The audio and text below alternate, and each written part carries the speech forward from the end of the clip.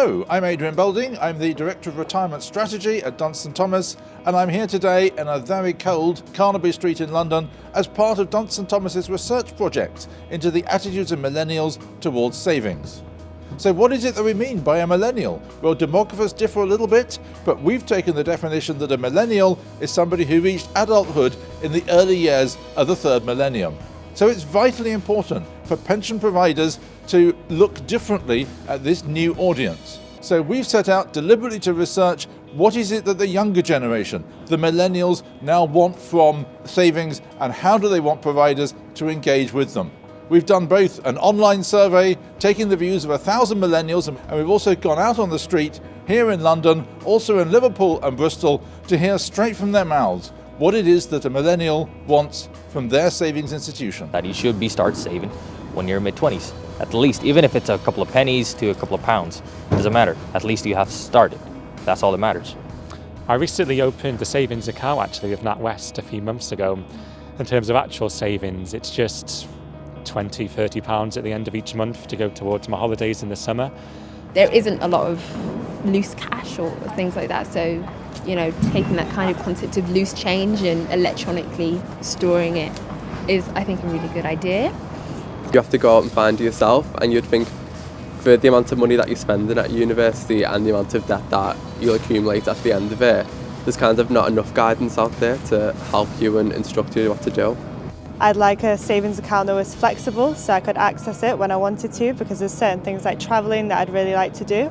However, in the long term, I still think it's important to save to ensure that kind of when I retire or anything like that, there is some money available to me.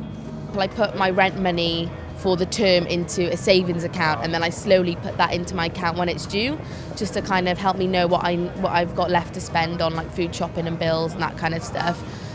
Yeah, I'm having difficulty at the moment, to be perfectly honest, actually kind of being able to put money to one side.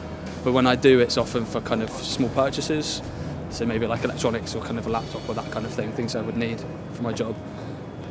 And I'm saving up mainly for holidays. It's just, I have the same situation in London. It's really difficult with the rent prices. Most of my money goes towards my rent.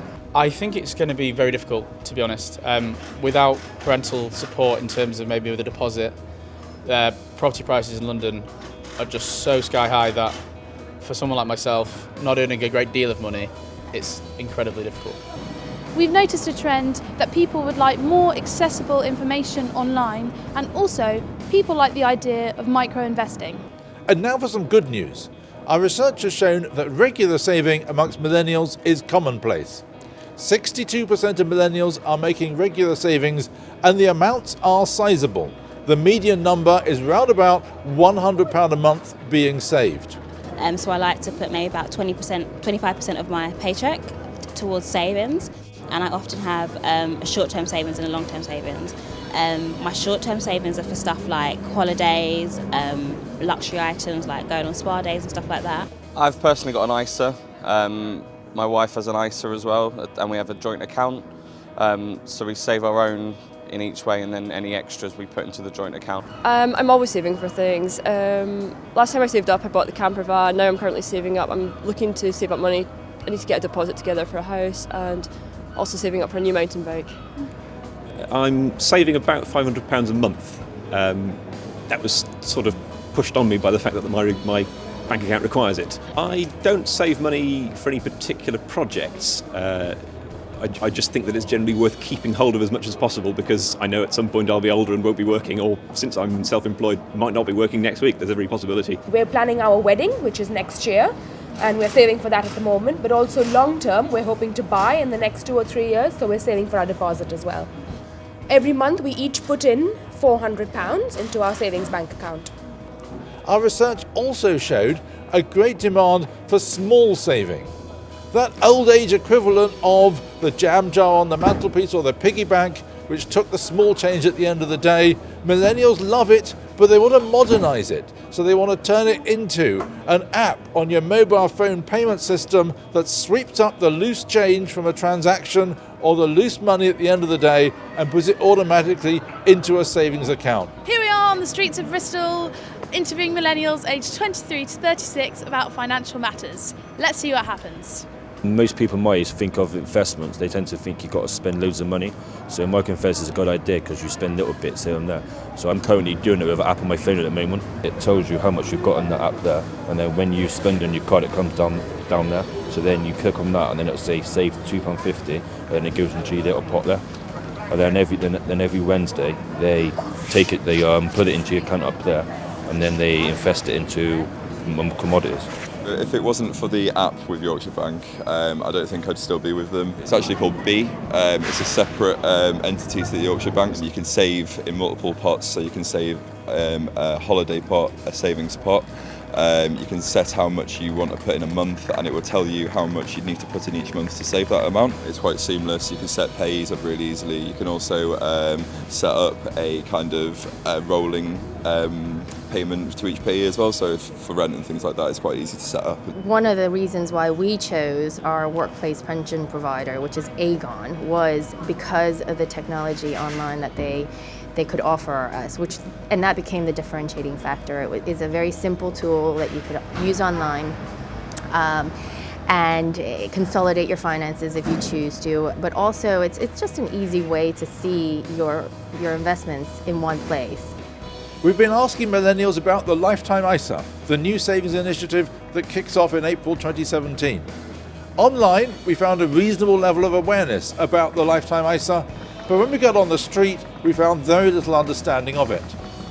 However, in both cases, we found a welcome for the concept of saving for particular lifetime goals, and we found that classic millennial hunger that they want more information, they want to find out more about LISA to see whether it's right for them. The idea of a lifetime ISA is great. It's the whole access thing that would help me.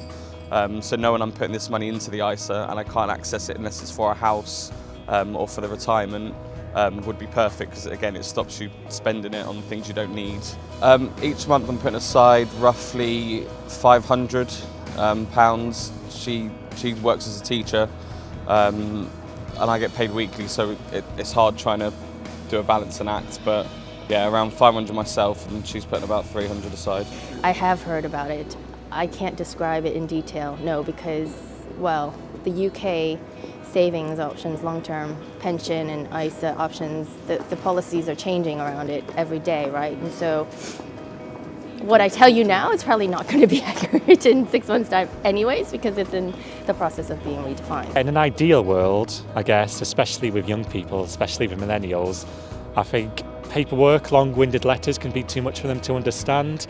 I think if banks could offer a service weekly, monthly, just giving a very brief explanation explaining how much interest they've made, for example, how much money has gone out, how much they've transferred in between both accounts, just in a few sentences, and maybe even a little digital graph, a digital visual, would be a lot more easier for young people to understand what's going on in their financial life, and it'd probably get them engaging more, which is a good thing for both financial providers and the young users as well. Dunstan Thomas have carried out this research because we were keen to find out firsthand what it is that a millennial wants from their savings provider. And the messages have come across loud and clear. They want us to engage with them, but in their own terms, in their own space, in their own language, using their own technology. That means that providers need to re-energize and refresh their savings propositions. And at Dunstan Thomas, we've begun on that journey with a number of leading providers, and we're really, really keen to complete it so that we can engage correctly and properly and efficiently with the next generation of savers now coming through.